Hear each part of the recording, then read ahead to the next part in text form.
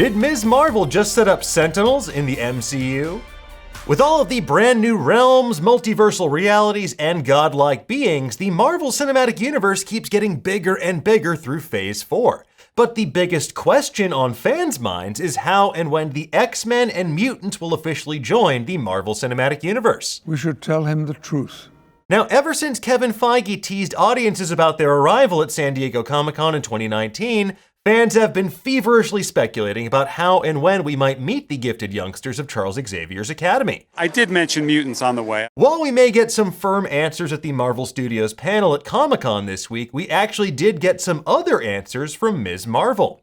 In particular, the show laid the groundwork for what could lead to the arrival of not only mutants in the MCU, but their number one adversary, the Sentinels.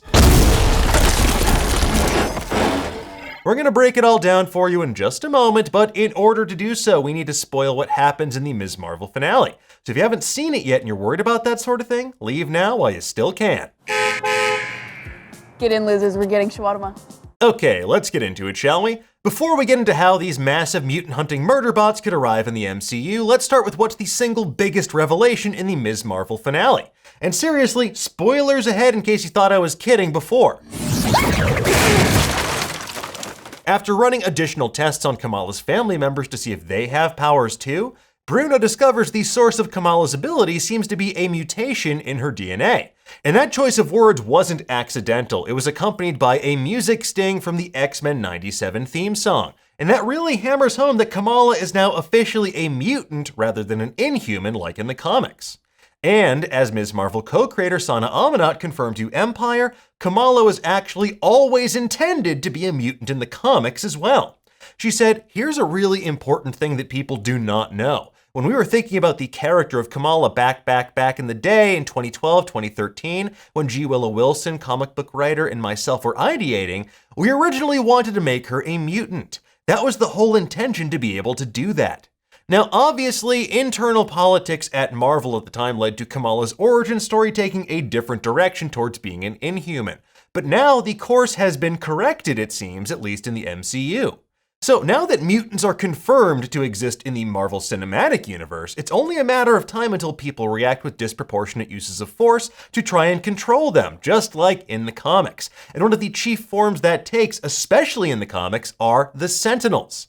Created by Stan Lee and Jack Kirby, the Sentinels first appeared in 1965's X-Men number 14 as a means to prevent humanity from being overtaken by an ever-increasing number of mutants. We've seen similar rhetoric throughout Ms. Marvel coming from Damage Control and more specifically Agent Deaver and her comments about what happens when the wrong people get powers. Now, Deaver clarifies that she means kids when she says wrong people, but it's hard not to draw an immediate parallel to the X-Men, a group of teenagers, largely kids with amazing abilities, who are persecuted for their genetic makeup.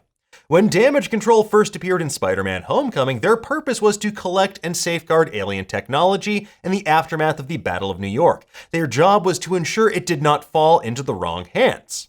Who the hell are you? And as we saw, their deep storage vault included a wide array of powerful Chitauri artifacts and what appeared to be the remains of Ultron as well. That's awesome. However, what began as a joint venture between Stark Industries and the US government to safeguard this technology has since morphed in the wake of Tony Stark's death into a federal agency devoted to apprehending enhanced individuals. Throughout Ms. Marvel, we've seen how their agents use highly advanced weaponry, Stark Industries drones, and even sonic cannons like we saw in The Incredible Hulk to take down their targets, in this case, a group of literal children. And while Agent Deaver is reprimanded and relieved of duty by the end of the Ms. Marvel finale by Agent Cleary, it's hard to believe that she is alone in her willingness to use extreme measures to take down people with powers.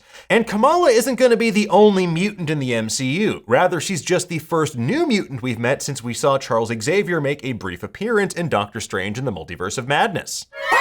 As Damage Control continues to escalate their violent countermeasures to take down enhanced individuals, they could easily go beyond being the MCU's Cape Killers, who we first saw in the Civil War comics. They could wind up creating mechanized infantry to go toe-to-toe with perceived threats. Now, previously we speculated that SWORD might be the ones to create Sentinels in the Marvel Cinematic Universe given their focus on sentient weapons and things like robots, nanotech, and AI. The massive hangar that S.W.O.R.D. had used previously for its manned missions to outer space seemed like the perfect size in which to construct these massive murder mechs. Now, at the moment, S.W.O.R.D's leading sentient weapon, the White Vision at the center of Project Cataract, is currently off pondering the ship of Theseus, and Director Hayward is currently serving hard time after Breaking Bad in WandaVision. Have fun in prison! So if Deaver winds up getting fired from Damage Control, it's not that hard to imagine her moving over to S.W.O.R.D. instead as a means to pursue her agenda of controlling enhanced individuals through the most violent means necessary.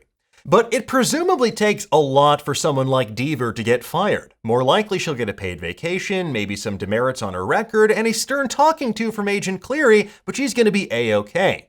More importantly, remember what we mentioned is also in Damage Control's possession? That's right, Ultron's head. It's not hard to imagine Damage Control using this to create their version of Master Mold from the comics, a robotic AI that was used to create additional Sentinels. So perhaps they could even work with S.W.O.R.D. engineers to make their own army of these large-scale automatons to call in whenever enhanced individuals and/or mutants are wreaking havoc. Now, just as the Illuminati had Ultron sentries doing their bidding in Doctor Strange in the Multiverse of Madness, we could potentially see Damage Control fulfilling a twisted version of Tony Stark's desire to put a suit of armor around the world by making their own legion of Sentinels. Of course, for the time being, it's all pure speculation, but with the groundwork laid by WandaVision, the slow escalation of Damage Control's purview and willingness to use force, and the upcoming arrival of Armor Wars, a Disney Plus series about the misappropriation of Stark Industries technology, it's only a matter of time before these dots are connected and Sentinels come online. For now, though, only time will tell what the future holds for mutants in the Marvel Cinematic Universe, and hopefully we'll get even more answers either at Comic-Con later this week or at D23 next month. Regardless, we'll keep you up to date on all things Marvel and Comic-Con on Nerdist.com all weekend long with live updates from San Diego. In the meantime, folks, tell us, what do you think of this theory? Who do you think is going to be the one to make Sentinels in the MCU? And more importantly, who would control these murder bots based on Stark tech? Execute them all. Confirmed. Let us know in the comments below, and for the latest and greatest in the world of pop culture, make sure you stay tuned to Nerdist.com.